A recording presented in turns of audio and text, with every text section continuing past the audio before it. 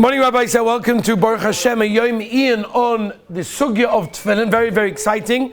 Not only are we having a slideshow regarding many of the halachas and explaining how to the Olam how Tefillin are made, but Baruch Hashem, your amazing Rebbeim have prepared for you Mar Makomis this morning. We're going to be going through the Sugyas of the Kedushas at Tefillin, the halachas of Tefillin, and Be'ez Hashem, there's going to be somebody here specifically from a Tefillin store in order to check those people that want their tefillin checked and people that want to check, maybe even to be given in after hearing some of the halachas. Sometimes you want to say, oh, I haven't checked my tefillin for a long time, maybe it's kedai. So we'll be having a whole morning, Be'ez Hashem, be oisik in the Indian of tefillin. Very enjoyable sometimes to go from time to time discussing various different inyonim. Today, Be'ez Hashem, amongst the many different topics that I have planned for this Zman, is going to be tefillin, b'siyata d'shmaya. So today's shir specifically, be'ika, talks about the halachas of putting on, wearing tefillin in that way. Now, if you make a cheshbon, it's very, very interesting. If you make a cheshbon, the average pair of tefillin could cost you around $1,000 or something like that. It lasts for a minimum, hopefully a lot more, but a minimum of 40 years, and you wear them about, minus Yontov, about 300 times a year. So it means you wear the tefillin well over 12,000 times in your lifetime, probably way more, but at minimum at least of 12,000 times. So to make the cheshbon of how much it costs to buy a pair of tefillin and how many times you wear it and how much it costs per day, so you make the cheshbon, it's about 8.5 cents per day, which is an unbelievable thing if you think about it, according to how much reward you get, as we're about to learn, Be'ez Hashem. So Rabbi, listen carefully. Most people, when they become bar mitzvah, maybe they learn the halachas, maybe they're listening, maybe they're not listening, maybe they never even learned the halachas. This is your chance to know how to be careful of Hilchos tefillin, how important they are that they're made, how important it is to wear them, and of course the actual halachas that we do every single day on a weekday of wearing tefillin. And I showed this slideshow to Agoyna Godel Rabbi Yisrael Orbach. He enjoyed it very much, especially as the Beis Yosef writes in Orach Chaim Semen Shin Yud Ches, how careful a person has to be. If you don't know the halachas, you have to know pictures. It's important to see pictures. I was able to give this slideshow in many places around the world that asked me to give this specifically to help the Olam and understand more and appreciate the godless of tefillin. So we begin, Rabbi said, with the Torah.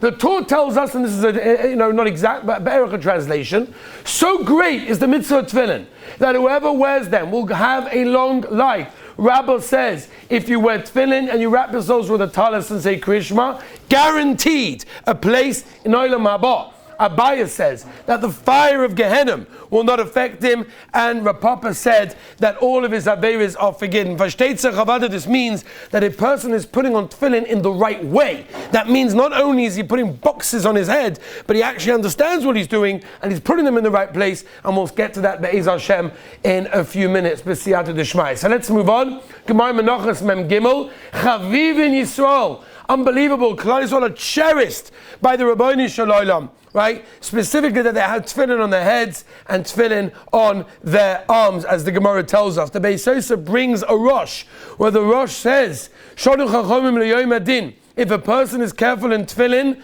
then the whole balance, you've got that sort of like scales, the whole scale get tilted to the good way as long as you're makpid and you're careful on tefillin every single day. As he writes over here, again, it's the Beis Yosef brings the Rosh, Godel shebachol mitzvahs asay shebatayra. The mitzvah of tefillin is greater than any of the mitzvahs, shehug shekol haTorah kula letefillin, because the entire Torah is compared and connected to tefillin. As over here, the Medrash brings down in the Medrash Chazal on Tefillin, is a Masechtas Tefillin, believe it or not, Masechtas Tefillin, Perik Yotes, Kol She'eina Meniach Tefillin Oiva B'Shmoina Mitzvahs Asay. You don't put on Tefillin, you're over, you transgress 8 mitzvahs asay. You give the cheshbon over here, menuda min hashamayim, excommunication from the heaven. It's a terrible thing. Nikra Poishe Yisrael, the Gemara in Rosh Hashanah talks about what exactly happens, what's the punishment of a Poishe Yisrael. You're called in Abba Oretz, Yerid Legehenim, Ein Koma Trias Amesim. Rabbi said, this is not me. This is a Medrash. This is a Medrash, a Chazal, and therefore a person has to be extra careful when it comes to tefillin. Moving on, Rabbi said, listen to this Yerushalmi, a Gavaldige Yerushalmi. Yerushalmi says, Ein lecha gadol shebetorah yosa mitzvah tefillin. There is no greater mitzvah than the mitzvah tefillin. Then the Shlach Kodesh, tefillin shokul keneged kol mitzvahs. When you wear tefillin, it's you're doing all of the mitzvahs. Zuk the Zoya Kodesh. Kol Shemaniach tefillin kinu Mekayim Tariag mitzvahs. Zuk Rav Shimon bar Yochai in the Zoya Kodesh. When you put on tefillin, it's as if you're Mekayim all of the mitzvahs together. Okay, that's an unbelievable thing, Rabbi Sai. Okay. This is the same idea in English. Okay. Says the Medrash in Tehillim. Unbelievable. Omri Yisrael Lifnei HaKadosh Baruch Hu. Klal Yisrael turned to Hashem. And they say, Rabbeinu Shalom, we would love to sit and learn Yom and V'Layla. That's all we want to do. What else do we want to do in our lives? We want to sit and learn Yom and V'Layla. Oh, but we have no time. We're busy with Parnasa. We're busy with all sorts of things. So Zuk the Medrash. Omar Lahem HaKadosh Baruch Hu. As long as you're Mekayim in the midst of Tefillin,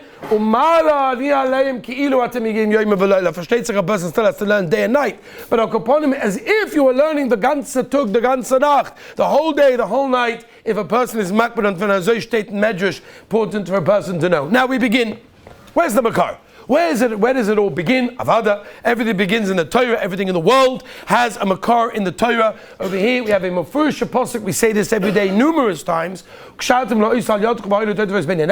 Which of course is the makar for wearing tefillin. Now there happens to be a machlokes rishonim. How many mitzvahs do you get? Right? Famous kasha. Dalet minim. I'm shaking a lulav, esrog, hadas, and maravas. Is it one mitzvah? Or is it 4 mitzvahs? So here we have a Rambam. The Rambam says there are 2 mitzvahs. One is called the mitzvah of a shal rosh, and the other one is a mitzvah of shal yatz. You're getting 2. The Ramban says it's really one mitzvah intertwined, just like when you shake Dalet Minim, it's one mitzvah called Dalet Minim. So too over here says the Ramban, it's one mitzvah and it's 2 parts to it, Shel Yad and the Shel Rosh. I think Ksav Soita says Avad, it applies every single day, that a person has to Mekayim and can Mekayim these 2 Gevaldiga mitzvahs. Let's move on, Rabbi Sai.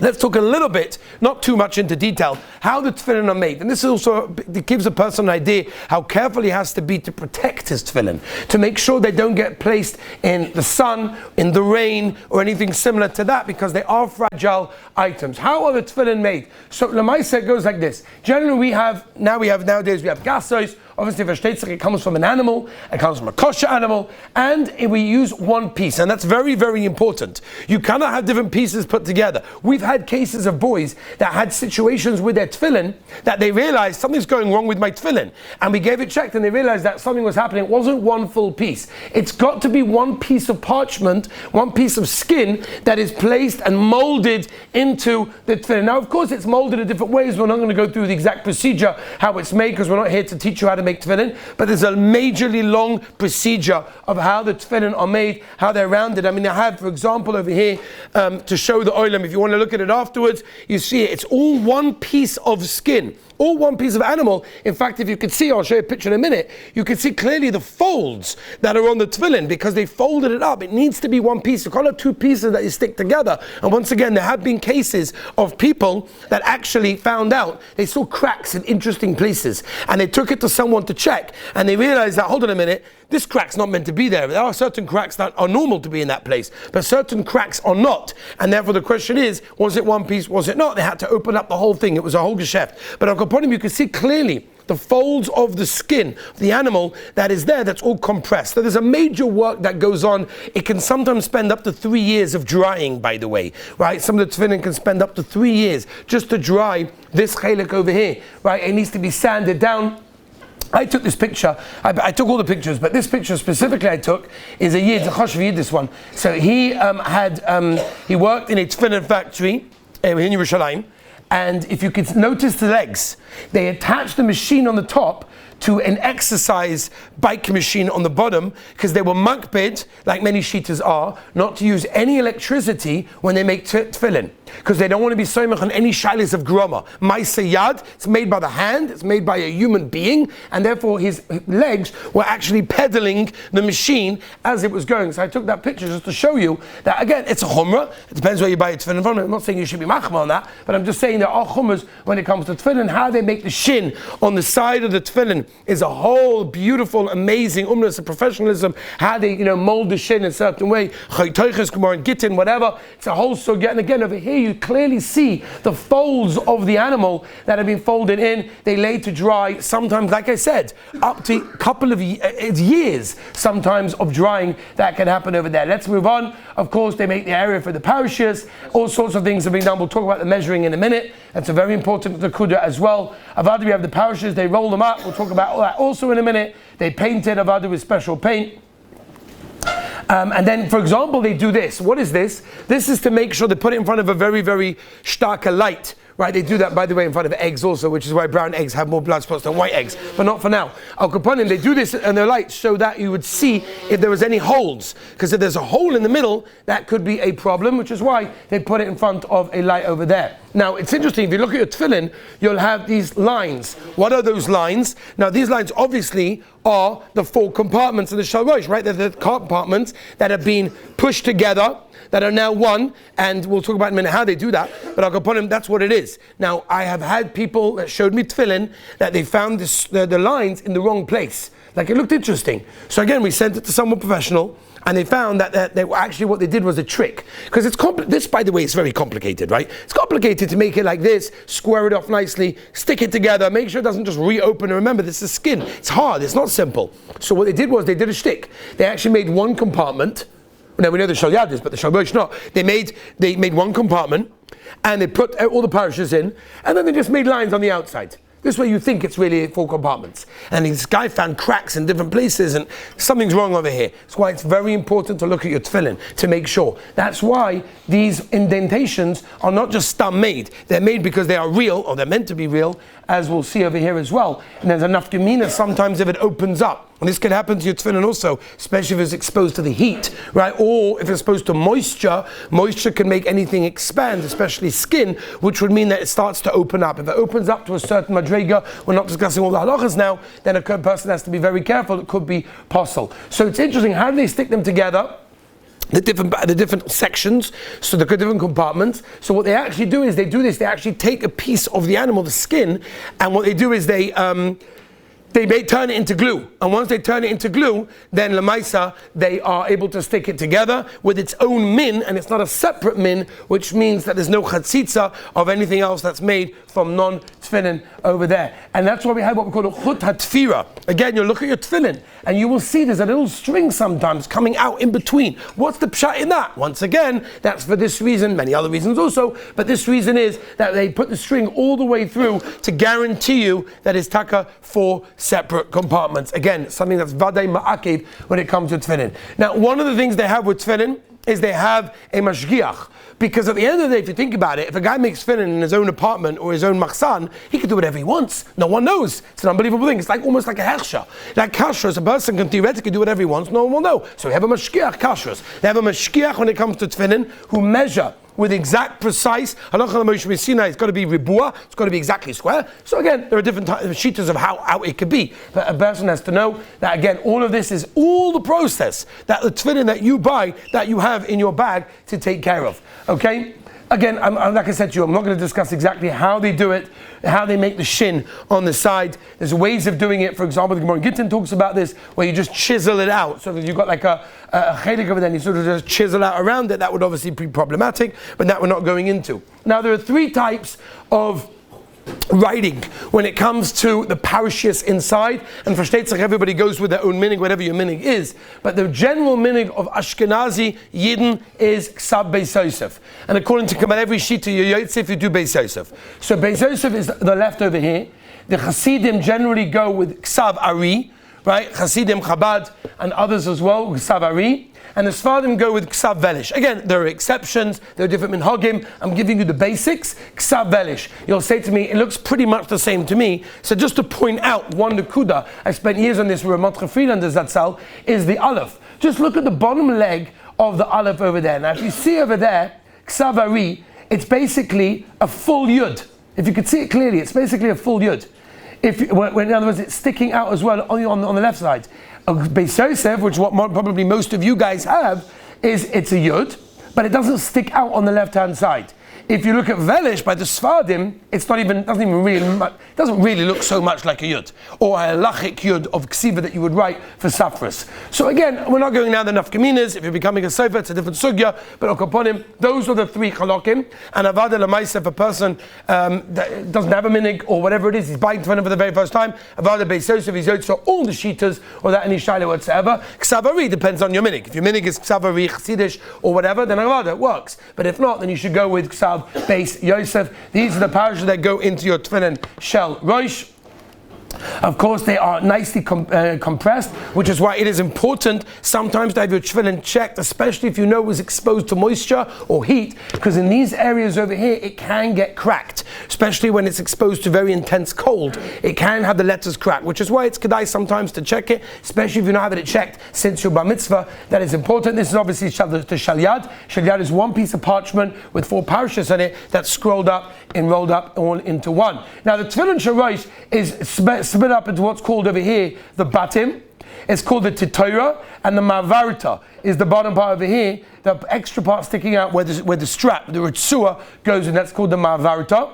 Okay, the ritzua as well, we know also you've got to be very careful when it comes to ritzuas. I'm not sure if I bought one here today, but I do have, I do have one here today, which unfortunately, again, over the years of giving these shurim, I have talked about this, and boys came running over and whatever. There was, unfortunately, and it's very, very unfortunate, there were people that, I guess money talks there more than Yerushalayim, and the Nefesh of Bahamas is taking over the Nefesh Elokis, and unfortunately they do shticks, and they get these straps made in China, and it's posel gomel. How do you check? What you do is you stick the bottom of it, and again, don't do this thumb, only do this, whatever, with supervision.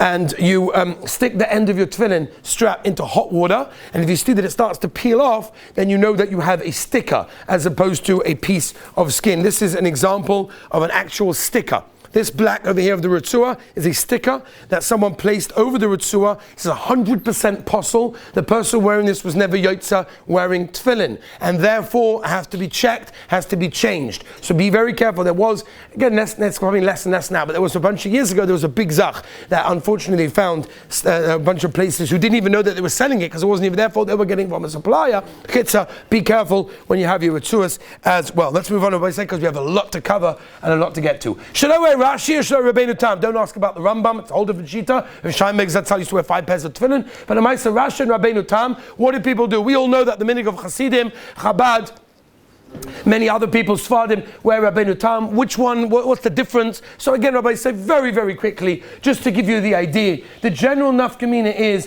Lefi Rashi and Rabbeinu Tam, is the Seder Advarim of how they put the parashias inside the tefillin. So for example, you see, of the Shalosh Avada, right? Shalosh is 4 separate ones. So you got Kaddish, Vayvevicha, Vayim Shemaya, Shema Yisrael, and in this order over here, it's done. She does Rashi, Kontra Rabbeinu Tam, it's switched. Again, not nafkamina, just to know that there is nafkaminas when it comes to Rashi and Rabbeinu Tam. There also nafkamina, just in case you're stuck on the outside. Well, what am I meant to do? If I see a pair of tefillin, how am I meant to know if it's Rashi or Rabbeinu Tam? This is a way to check. Rabbeinu Tam will have this, and Rashi will have this. Again, nafkamina is al-pi Kabbalah, why they did that. We're not going into it, but that's just an outside remembrance in that case. Let's go, Rabbi Sai, to putting on the actual tefillin. Something that Baruch Hashem, with Zoicha every single day to do. We have to know what we are doing. Now we start, Rabbi said, with a Gemara in Yuma Daf Lamed Gimel. The Gemara in Yuma tells us, Malim v'kodesh v'ein maridin. That means we always go up in Kedusha and never down. So if a person, and Be'ez Hashem, some people wear talis now, but those that don't wear talis now, Be'ez Hashem, you should all be married, Be'ito b'zmanoi,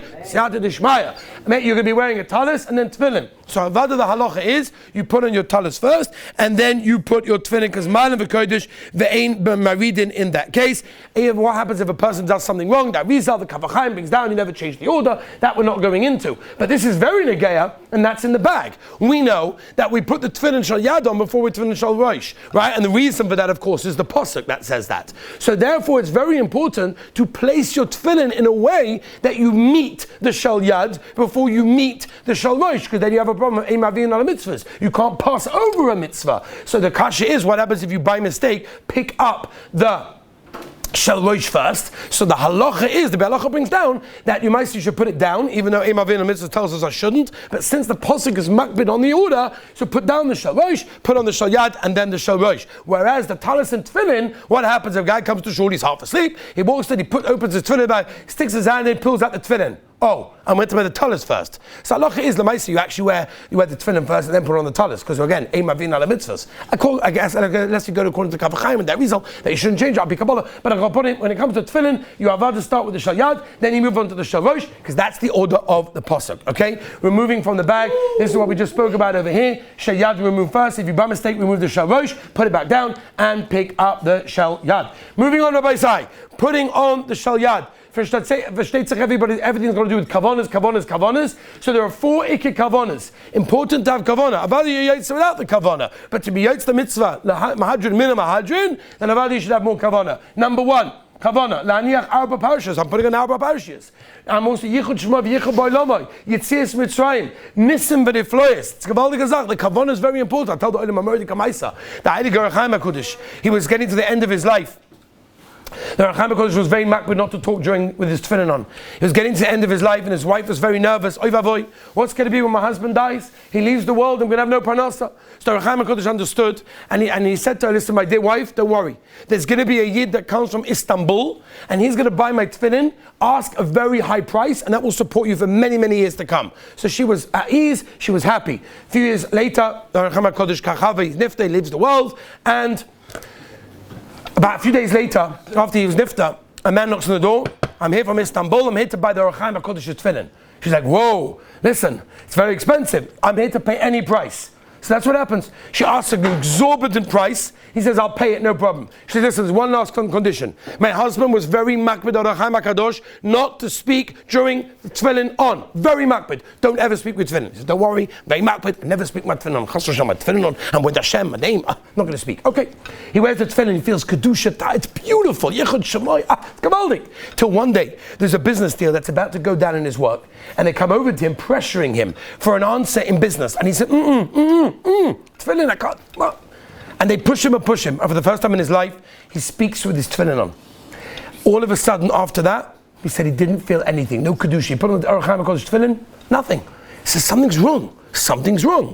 So he gave in his tefillin, the Square Rebbe, by the way, said over the Maisa.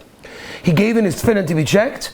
Lo and behold, Square Rebbe said over the Maisa. Lo and behold, empty. The parashas were completely empty. I spoke to a very choshev sofer in Yerushalayim. He told me clearly, he has seen this, that the way you act with your tefillin can physically affect what goes on with your tefillin on the inside. Be very careful when you are wearing tefillin. We don't wear it all day. We're not asking a person to be careful all day, but for the small time that you're wearing tefillin, it's kedai. Rabbi said, let's move on. The positioning of the shel yad, very important. Pasuk, again, Gemara Menachos Amud tells us, La'ois al yadcha. Yadcha means ka, means the weaker one. Means your left hand if you are right-handed, obviously the opposite way around if you're not. So we have a bit of a stira, because yadcha means on the muscle. Again, the Gemara goes through how we darshan that, and the Ramah says it should be on the lower half of the bone.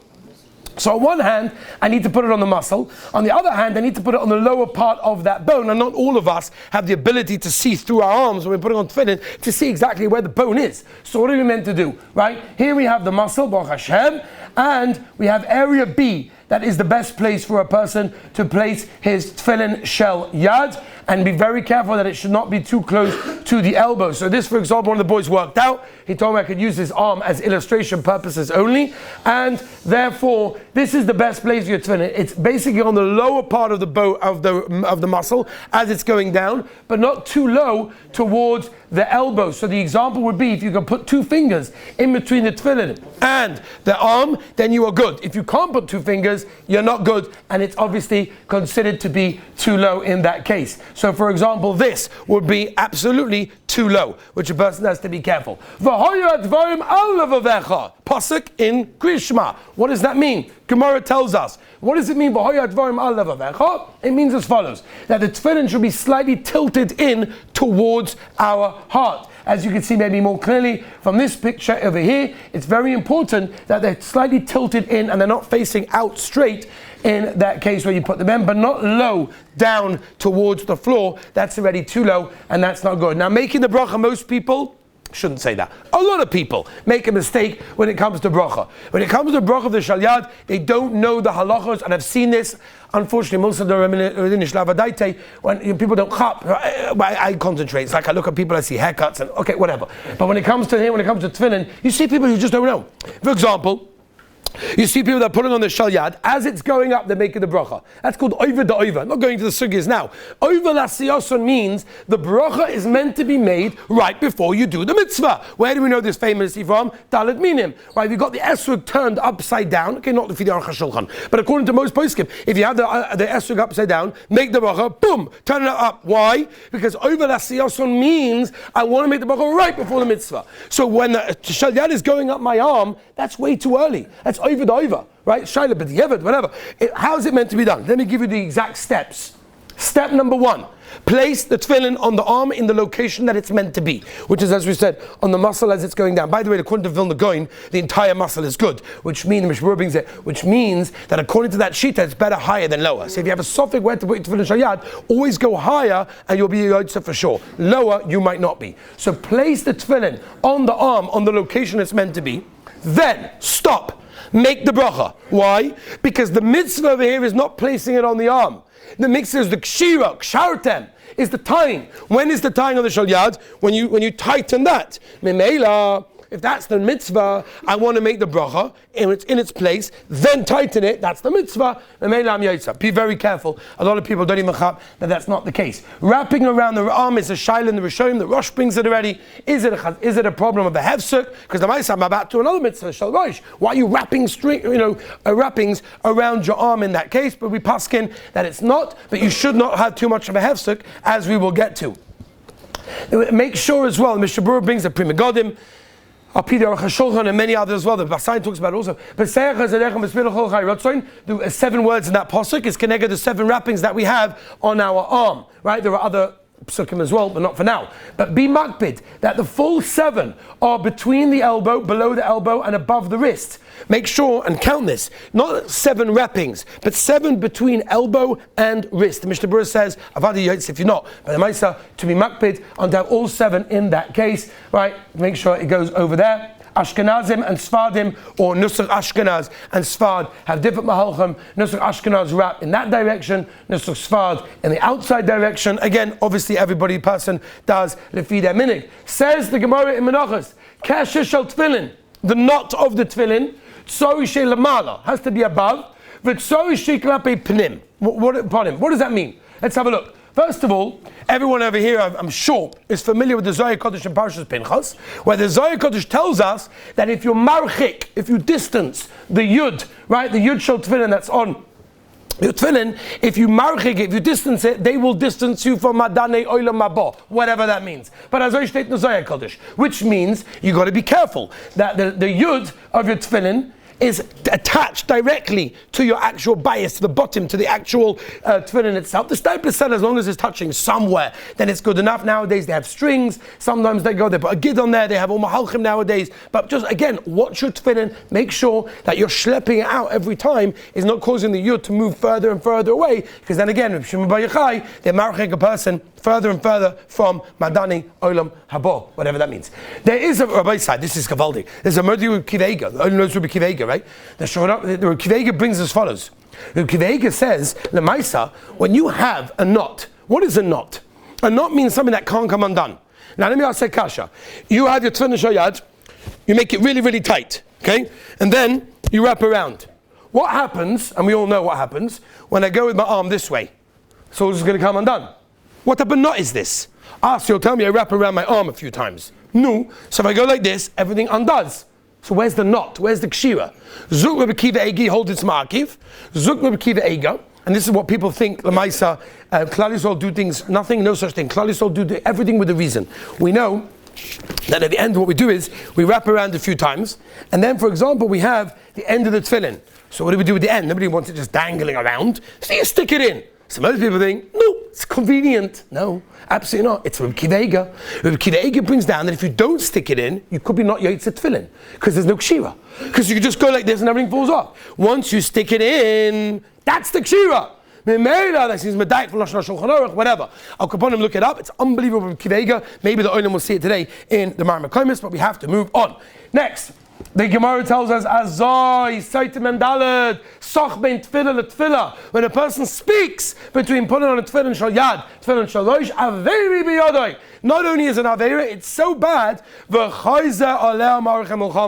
means that there's a Mulchama, he has to go back. Because he spoke between his Tfilin Shal Yad and his Tfilin Shal Rosh, which is why a person has to be careful. Hefsuk between Tfilin Shal Yad, Tfilin Shal Rosh. Even silence, Mr. Brewer says you should not have a hefsuk, even if you're not saying anything whatsoever. Speaking of Adonai, pulling down the sleeve is an interesting shayla. The Aderes had a whole shayla about it. If pulling down the sleeve is considered to be a hefsuk, I say most poskim are makel, because it's considered to be a chelik of putting on my tefillin in order to continue doing what they're doing. Walking around, the vada should not be done as well. What happens if you hear Kaddish or Kedusha in between Tefillin Shayad and Tefillin Sharosh? Again, it can happen. There you are, you're putting on Tefillin, what do you do? So the halacha is, don't answer. Stop whatever you're doing, silence. What if you did answer, b'di eved? So like this, most poskim hold you have to now make 2 brachos on the Shel Rosh because you had a hefsek. But Moshe wants to say, if it's Kedusha Baruch Hu Ameni Yishmei Rabbah, don't repeat any other bracha. Don't repeat, but if it's Stam a bracha, a guy making Asher Yatza, on that you answered, Avad you have to repeat the brachas on your Shel Rosh, in that case, 2 of them, if you make 2 of course. Position of the Shel Rosh. Position of the Shel Rosh. Again, Pasuk, Beinei Necha. What's Beinei Necha? Between your eyes. The Heilige San Zeruv actually was very makbid not to look in a mirror, because the Shulchan Aruch in Yodei tells us not to look in a mirror. So he would look in a mirror, and he would say, listen, the Gemara says there's enough space on your head for 2 pairs of tefillin. I don't have to look in a mirror. The Zin, the Heilige Son, the Heilige Shinava, was heilig on his father, Divrei Chaim, and he said, no, absolutely not. It's mamish bidyuk, and he was very makbid. And the Briskerov used to look in the mirror, by the way, also. The Balatanya, no. The Balatanya says that it's exact. There are 4 parashiyos. 2 have to be on one side of your head, 2 have to be on the other side of your head. It's very important to the Heilige Balatanya to make sure it is exact. Beinei Necha means exact. Very, very important in that case to make sure you have it exact, like over here, not like over here. The height. Shulchan Aruch says, what height should the tefillin be? We know that when a child is born, right in the beginning, they have a very soft part on the top of the head. It's very dangerous to mess with that area over there. It's not completed yet, whatever. So that is the place that the Shulchan Aruch says is like the furthest back you could go, but it also starts from where the hair starts to sprout. And that's important as well. And the Mishnah Berurah said to the Chavetz Chaim, Rabbi says it's not me. The Chavetz Chaim says, Rabbim. A lot of people do not get this right. A lot of people do not get this right. Let's have a look. The entire tefillin have to be above the area where the hair begins to sprout. So for example, take this Heilige Yid over here. This Heilige Yid, where are the roots of his hairline? The answer is over there. So the tefillin have to be above that area. It's a very important. What happens if a person has a receding hairline? What does he do in that situation? So generally he goes speaking, he goes to where it used to be. In that case, this wonderful bacha allowed me to take a picture. He's got his hair smushed all over the place over there. Shaidav Shaloi Ben Kaimai. What halacha does that have? Maybe it's a chasitza also, but upon him, it has to be high enough where the roots of the hair go. Let's move on to Rabbi Isai. Also very important. Again, all of this is Gemaras. Maybe the Golim will see many of these Gemaras in a few minutes. The Gemara in Menachos is Lamed Hey. Kesher shel tefillin. Tzori shel amala above. Why? So the Gemara Kadesh Yisrael lemala v'lo lemata. Klal Yisrael should be lemala. What does that mean? So the Gemara says 2 conditions. Number 1, the height of that knot should be correct, and number 2, the position of the knot has to be correct. When you have both of those, that's when it's considered to be kosher. So if we would look like this, and again, by the way, this is not hard to see where this is on your head, because you can all feel in the back of your skull where it starts to get soft after the bone. That is the area over here. So that's what the Mishnah Berurah says is where Lemaisa that knot needs to be of the tefillin, but not lower than that. That is very important, and specifically it's opposite generally the eyes. Again, you can see it over here. You can see it over here. It's by the ears area, by top of the mouth area, not too low. This, for example, would be too low. Here it's not good. The knot is too low. If your knot is too low, ask someone to change the knot. Make sure that it's all adjustable, but don't do it yourself. Ask someone who knows how to do it. Again, that's too low. It's below the hairline. Generally, that's going to be too low for your yud of your tefillin. Klap eponim, Gemara says, means exactly in the middle. It cannot be like this to the side. It's got to be exactly the middle, lining up with your tefillin shorosh. Again, if you have a problem with this, or this is not your tefillin, tefillin, get it checked, get it changed. It's not such a big deal for a person to do that. Bracha on the shalosh. Do we make a bracha on the shalosh? There are many minhagim about people that do or do not make a bracha on the shalosh. What is the din about this? It's a machlokes rishonim whether we make a bracha on the shalosh, but most of us that do have to know the following. Once again, over the siyasan means we make the bracha tefillin right before doing the mitzvah. When you're taking the shalosh and about to put on your head, that's not the time for the mitzvah. So it has to be done like this. 4 stages, Rabbi say. Stage number 1, place the tefillin over the place that it's meant to be, on the place that it's be'etzem meant to be. Stop. Make the bracha at that time.